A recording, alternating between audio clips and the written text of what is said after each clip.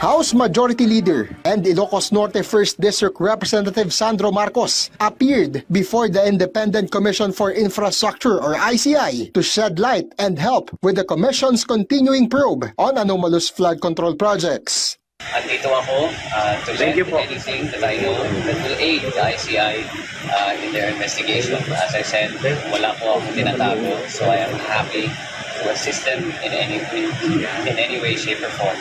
As the hearing was about to begin, Representative Marcos's legal team requested for an executive session citing sensitive information he might disclose. Hence, the live stream of the hearing was cut short. There may be critical information that may be elicited from his testimony which may jeopardize or compromise further investigation of this commission.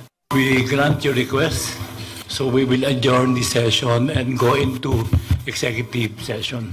However, Congressman Marcos gave his consent to the ICI for future release to the public of his testimony. In an ambush interview after the hearing, Representative Marcos confirmed that allegations against him by resigned Congressman Zaldico were discussed with the Commission. It's pure fabrication and pure lies. It's one that it's a move that reeks of desperation. It's a political ploy, and I've already attributed it to attempts at destabilization of the government. Congressman Marcos also pushed back on accusations that his father, President Ferdinand R. Marcos Jr., ordered the House leadership to place insertions in the national budget, explaining how functions of the executive and legislative branches of the government are separate and distinct. He also strongly denies Cos' allegation that he is behind the 50 billion peso budget insertions from 2023 to 2025. Kung nakikita niyo po yung listahan, may mga projects dyan sa Davao City nakalista sa Davao City.